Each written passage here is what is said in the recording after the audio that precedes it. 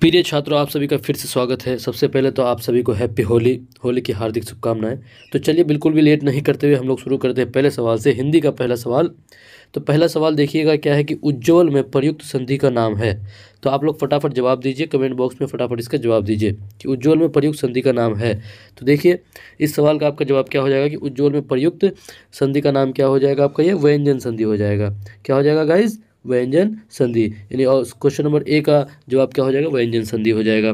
चलते हैं दूसरे सवाल में। क्वेश्चन नंबर दूसरा में।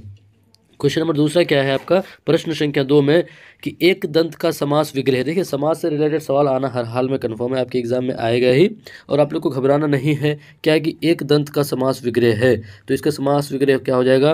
क्या पहला ऑप्शन है एक दांत, दूसरा ऑप्शन है क्या है एक है दांत जिसके, अर्थात गणेश जी, एक दांत का समूह, या फिर एक जोड़ी दांत। तो बिल्कुल बहुत सारे बच्चों का सही जवाब आ रहा है option number B. Option number B हो जाएगा। एक दंत का आपका समास विग्रह क्या हो जाएगा? एक है दांत जिसके, एक है दांत जिसके, अर्थात क्या हो जाएगा आपका? गणेश जी। और गणेश जी, तो ये आपका कौन सा समास हो जाएगा?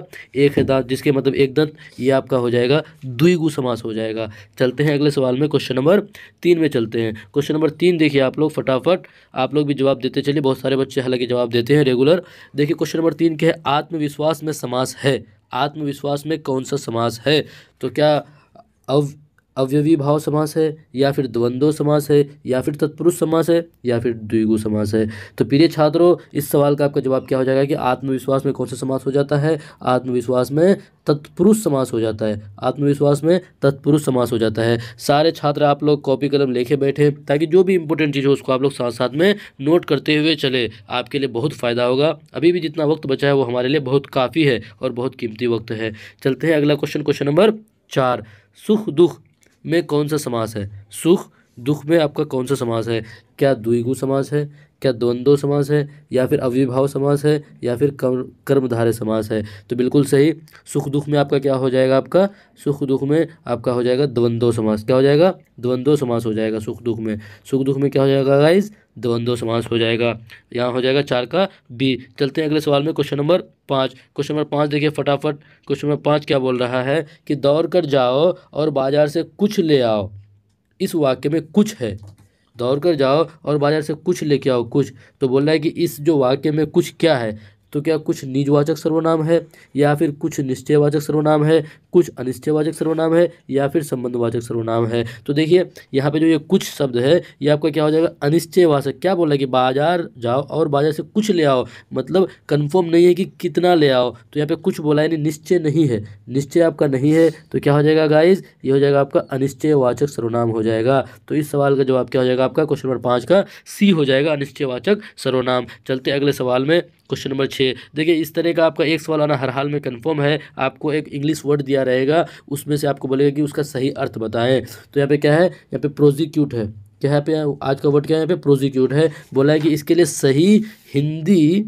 सही हिंदी परिभाषिक शब्द क्या होगा? ऑप्शन नंबर ए क्या है? उपबंध। ऑप्शन नंबर बी क्या है? व्यवस्था करना। ऑप्शन नंबर सी क्या है? अभियोग चलाना। और ऑप्शन नंबर डी क्या है? अनुसरण करना। तो ये प्रोसिक्यूट जो शब्द है इसका माना पहले जान लेते हैं। इसका माना क्या होता है? एक क्या होता है? अभियोग चलाना हो जाता है, या फिर एक और माना क्या होता है? मुकदमा चलाना होता है। तो देखिए इन दोनों में से कौन सा आपका यहाँ पे? ऑप्शन नंबर सी में क्या है? अभियोग चलाना। अभियोग चलाना। तो इस सवाल का जवाब आपका क्या हो जाएगा? अभियोग चलाना हो जाएगा। क्वेश्चन नंबर 6 का आंसर क्या हो जाएगा? ऑप्शन नंबर सी हो जाएगा गाइज। चलते हैं अगले सवाल में। हिम्मत नहीं हारना है आप लोगों को, बस डटे रहना है मैदान में। आप जब तक डटे रहिएगा तब तक आपको कोई हरा नहीं सकता है। चलते हैं अगले सवाल में, क्वेश्चन नंबर 7 में। क्वेश्चन नंबर 7 बोल रहा है कि निम्नलिखित में से कौन सा युग्म सही है?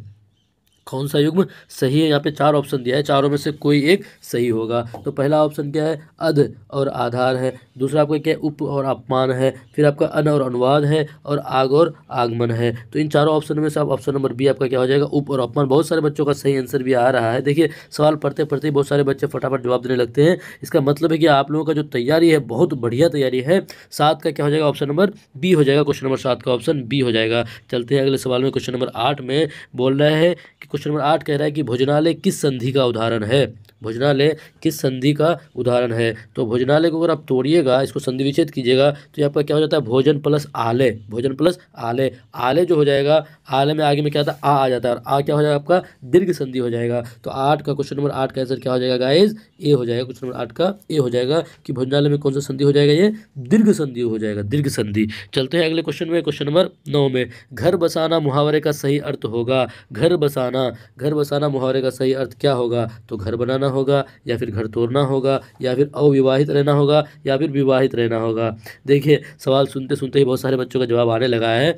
देखिए घर बसाना, आप लोगों को भी हालांकि घर बसाना है, लेकिन अभी वक्त है, पहले आप लोगों का जो आगे में जो भी गोल है उस गोल को पहले आप प्राप्त करें उसको पूरा करें, उसके बाद फिर आप घर बसाइएगा, अर्थात विवाह करना। यानी क्वेश्चन नंबर 9 का आंसर क्या हो जाएगा, डी हो जाएगा गाइज। चलते हैं अगले सवाल में, क्वेश्चन नंबर 10 में चलते हैं। अगला सवाल जो आपके सामने में ये रहा, क्वेश्चन नंबर 10 क्या है कि इनमें से कौन सा वाक्य अशुद्ध है।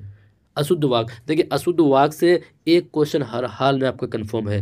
देखिएगा हम लोग जो भी प्रैक्टिस सेट लेके आते हैं उसमें हम लोग उसी पैटर्न पे सवाल लेके आते हैं जो आपके एग्जाम में पूछे जाएंगे, ठीक है। तो चलिए इसका जवाब दीजिए आप लोग कि पुस्तकों के बिना कैसे पढ़ोगे, या फिर आगे एक गहरी झील मिलेगी, या ऑप्शन नंबर सी क्या है, वो पक्का ईश्वर का पुजारी है, या फिर सभी वाक्य अशुद्ध है।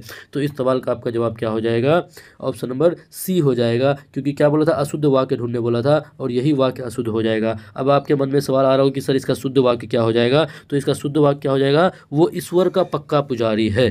क्या हो जाएगा, वह ईश्वर का पक्का पुजारी है। वो पक्का ईश्वर का पुजारी नहीं होगा, बल्कि वो क्या हो जाएगा, वो ईश्वर का पक्का पुजारी है, और यही इस सवाल का जवाब हो जाएगा। चलते हैं अगले सवाल में गाइज, क्वेश्चन नंबर 11 में। क्वेश्चन नंबर 11 क्या बोल रहा है कि उसका कुत्ता अत्यंत आज्ञाकारी है, रेखांकित शब्द कौन सा पदबंध है। यहाँ पे जो अत्यंत आज्ञाकारी, ये जो शब्द को यहाँ पे जो रेखांकित किया गया है, बोला है कि रेखांकित शब्द कौन सा पदबंध है। तो क्या विशेषण पदबंध हो जाएगा, या फिर संज्ञा पदबंध हो जाएगा, या फिर सर्वनाम पदबंध, या फिर क्रिया पदबंध। देखिए क्या बोला कि अत्यंत आज्ञाकारी, अत्यंत आज्ञाकारी मतलब उसकी विशेषता को बता रहा है। किसको बता रहा है, उसकी विशेषता को बता रहा है। तो खुद बताइए, जब कोई उसकी विशेषता को बताएगा तो वो कौन सा पदबंध हो जाएगा, वो आपका हो जाएगा विशेषण पदबंध हो जाएगा। यानी क्वेश्चन नंबर 11 का जवाब आपका क्या हो जाएगा, ए हो जाएगा। चलते हैं क्वेश्चन नंबर 12 में। क्वेश्चन नंबर 12 क्या बोल रहा है कि वो पैदल नहीं चल सकता, ठीक है। वाक्य में कौन सा वाच्य है, कोई है वो पैदल नहीं चल सकता, ये जो आपका वाक्य है वो उसमें कौन सा वाच्य है। तो क्वेश्चन नंबर 12 का आपका आंसर क्या हो जाएगा, फटाफट हम लोग मिलाते चलेंगे, और ज़्यादा से ज़्यादा कम समय में ज़्यादा से ज़्यादा क्वेश्चन को हम लोग अटैम्प्ट करने का कोशिश करेंगे गाइज। तो इस सवाल का जवाब आपका क्या हो जाएगा, कृत्यवाचक हो जाएगा, आपका कृत्यवाचक हो जाएगा। आप लोग नोट भी कर लीजिएगा, आप कॉपी कलम लेकर के नोट करते हुए भी चलिएगा। चलते हैं अगले सवाल में, क्वेश्चन नंबर 13 में चलते हैं। ईश्वर तुम्हें सफलता प्रदान करे, वाक्य है ईश्वर तुम्हें सफलता प्रदान करे। जैसे आप किसी को बोलते हैं कि ईश्वर तुम्हें सफलता प्रदान करे, तो आप उसमें क्या करते हैं, इच्छा जाहिर करते हैं। आप इच्छा करते हैं कि ईश्वर तुम्हें, या फिर अपने आप में कि ईश्वर हमें सफलता प्रदान करे, तो आप क्या करते हैं, इच्छा करते हैं। तो यहाँ पे जो ये वाक्य है कैसा हो जाएगा, ये हो जाएगा इच्छावाचक हो जाएगा। क्या हो जाएगा गाइज, इच्छावाचक, डिजायर हो जाएगा। क्वेश्चन नंबर 13 का आंसर सी हो जाएगा। चलते हैं अगले सवाल में, क्वेश्चन नंबर 14 में। शब्द और अर्थ के बीच संबंध है, शब्द और उसका जो एक अर्थ होता है उसके बीच में कैसा संबंध है। तो उसके बीच में कैसा संबंध हो जाएगा, उसके बीच में बोधक बोध संबंध हो जाएगा। क्या संबंध हो जाएगा, बोधक बोध संबंध हो जाएगा। चलते हैं क्वेश्चन नंबर 15 की ओर। क्वेश्चन नंबर 15 आपका क्या है, देखिए अबला जीवन हाय, अबला जीवन हाय तुम्हारी यही कहानी, आंचल में है दूध और आंखों में पानी। वाह, अबला जीवन हाय तुम्हारी यही कहानी, आंचल में है दूध और आंखों में पानी। तो क्वेश्चन नंबर 15, प्रस्तुत कविता में शब्द शक्ति है। तो ये जो प्रस्तुत कविता है इसमें कौन सा शब्द शक्ति है। तो देखिए आप लोग बताइएगा गाइस, फटाफट जवाब देते चलिए। तो इसमें आपका कौन सा शब्द शक्ति हो जाएगा, ये हो जाएगा व्यंजना। क्या हो जाएगा, व्यंजना शब्द शक्ति हो जाएगा। इस सवाल का जवाब आपका क्या हो जाएगा, 15 का बी हो जाएगा, 15 का बी हो जाएगा गाइस। चलते हैं 16वां सवाल में। क्वेश्चन नंबर 16 में क्या है आपका, जहाँ बिना कारण के कार्य होने की कल्पना की जाए वो कौन सा अलंकार है। बिना कार्य के कार्य होने की कल्पना की जाए वो कौन सा अलंकार है। तो 16 का पहला क्या आपका है, अतिशयोक्ति अलंकार, दूसरा है विप्सा अलंकार, तीसरा है विभावना अलंकार, चौथा विरोधाभासा अलंकार। तो इस सवाल का जवाब आपका क्या हो जाएगा, विभावना, विभावना, विभावना अलंकार हो जाएगा, विभावना अलंकार हो जाएगा इस सवाल का जवाब। चलिए 17वां सवाल में, क्वेश्चन नंबर 17। क्वेश्चन नंबर 17 क्या आपका, पुनरुक्ति प्रकाश अलंकार किस अलंकार का दूसरा नाम है।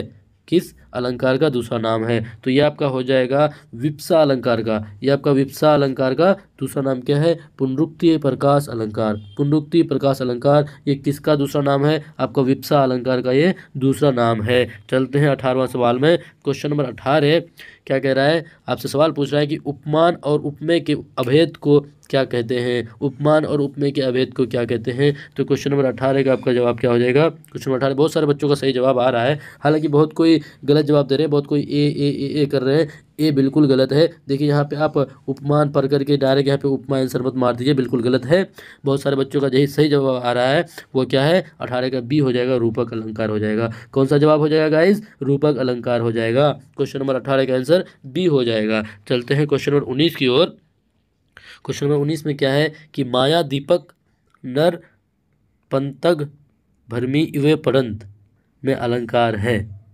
ये जो आपका पंक्ति है, इस पंक्ति में कौन सा आपका अलंकार है? तो क्वेश्चन नंबर 19 का हो जाएगा, क्या हो जाएगा? यहाँ पे भी आपका रूपक अलंकार हो जाएगा। क्या हो जाएगा गाइस? रूपक अलंकार यहाँ पे भी हो जाएगा। Question number B. आप लोग ज़्यादा से ज़्यादा क्वेश्चन को अटेम्प्ट करें और बार बार, अगर एक बार में समझ में नहीं आए तो बार बार वीडियो को आप देखें। उससे क्या होगा कि आपको जो भी परेशानी हो वो परेशानी आपको समझ में आ जाएगा। और नोट करते चलें, ताकि नोट जब किया रहता है उससे आपको पढ़ने में बहुत आसानी होती है। चलिए 20वां सवाल। सखी सोहत गोपाल के उर गुंजन की माल, बाहर लसत मनु पिए दावा नल की जवाल।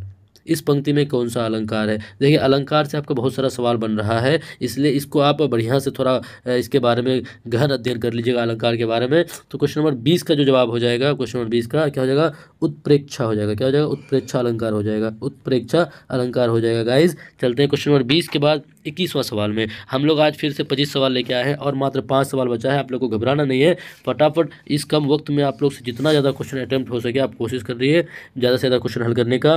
तो 21वां सवाल क्या है कि प्रिया मेरी अब हार विजय क्या, मेरी अब हार विजय क्या, इस पंक्ति में कौन सा अलंकार है? प्रिया मेरी अब हार विजय क्या, इस पंक्ति में कौन सा अलंकार है? तो ये किसका क्या हो जाएगा? आपका विरोधाभास। क्या हो जाएगा? विरोधाभास हो जाएगा। ऑप्शन नंबर डी हो जाएगा। इस पंक्ति में कौन सा अलंकार हो जाएगा? विरोधाभास अलंकार हो जाएगा गाइज। चलते हैं 21 के बाद 22वां सवाल में। 22वां सवाल क्या है कि जिन रचनाओं में वर्ण मात्रा यति गति से संबंध नियोजित पद रचना होती है वो क्या कहलाती है? वो क्या कहलाती है? क्या वो अलंकार कहलाती है, या फिर रस कहलाती है, या फिर समास, या फिर छंद? तो आप लोग बताते चलिएगा फटाफट इसका जवाब दीजिए। तो इस सवाल का आपका जवाब क्या हो जाएगा? क्वेश्चन नंबर 22 का छंद हो जाएगा। क्या हो जाएगा? छंद हो जाएगा गाइज। मतलब जिन रचनाओं में वर्ण मात्रा यति गति से संबंध नियोजित पद रचना होती है वो क्या हो जाएगा आपका? वो आपका छंद हो जाएगा, छंद। तो इस सवाल का जवाब आपका क्या हो जाएगा? डी हो जाएगा। चलते हैं 22 के बाद 23वां सवाल में। द्रुत विलंबित और सोइया किस प्रकार का छंद है?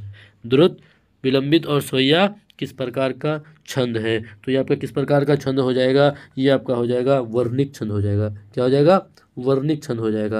आपका 23 का सी हो जाएगा, वर्णिक छंद। 23 के बाद चलते हैं 24वां सवाल में। 24वां सवाल, इसके बाद मात्र एक और सवाल बचा है। 24वां सवाल क्या है आपका? क्वेश्चन नंबर 24 कि गौरी रीति का संबंध किस काव्य गुण से है? गौरी रीति का संबंध किस काव्य गुण से है? तो इसका संबंध आपका हो जाएगा ओज गुण से। किससे हो जाएगा? ओज गुण से। गौरी रीति का संबंध किस काव्य गुण से है? तो ओज गुण से हो जाएगा, ओज गुण से। देखिए एक कहावत है कि प्रैक्टिस मेक्स परफेक्ट। आप जितना प्रैक्टिस कीजिएगा आप उतना परफेक्ट बनते चले जाइएगा। इसलिए इस कम समय में आप जितना ज़्यादा प्रैक्टिस कीजिए, जितना ज़्यादा प्रैक्टिस कीजिए उतना ही कम है, ताकि एग्जाम में आपको कोई भी परेशानी ना हो। जो ही सवाल आपके सामने आए फ़ौरन उसका आप जवाब आपके सामने में रहे। और चलिए फिर अगले सवाल में चलते हैं। क्वेश्चन नंबर 25 में लास्ट सवाल है आज के दिन का, आज के सेशन का लास्ट सवाल है। क्या बोलता है कि लता ओट सब सखी न लखाए, श्यामल और किशोर सुहाए। उपयुक्त पंक्ति में किस रस का संचार हो रहा है? बताइए गाइज, क्या इस सवाल का जवाब हम दें या फिर आप लोग कमेंट बॉक्स में बताइएगा। तो चलिए फिलहाल कोई बात नहीं, इस सवाल का भी आप लोग जवाब दे रहे हैं, फिर भी आप लोग कमेंट बॉक्स में ज़रूर बताइएगा कि इसका आंसर क्या हो जाएगा। तो इस सवाल का जवाब आपका क्या हो जाएगा? श्रृंगार रस हो जाएगा। क्या हो जाएगा? श्रृंगार रस हो जाएगा। ऑप्शन नंबर डी हो जाएगा। तो बताइए आज का सेशन आप लोग को कैसा लगा? आज हम लोग आप लोगों के लिए 25 क्वेश्चन लेके आए। ये 25 क्वेश्चन आप लोग को कैसा लगा? इसी तरह से आप लोग रेगुलर बने रहें और आप लोग कंटिन्यू मेहनत करते रहें। जितना प्रैक्टिस कीजिएगा आप उतना परफेक्ट होते चले जाइएगा। और आपको हर हाल में इस बार सरकारी कॉलेज लेना है, और जब सरकारी कॉलेज लेना है उसके बाद फिर जाके आपको फिर जॉब भी प्राप्त करना है, तब जाके आपको अपना घर बसाना है। फिर मिलते हैं अगले सेशन में, अगले वीडियो में। जब तक के लिए आप पढ़ते रहें, मुस्कुराते रहें।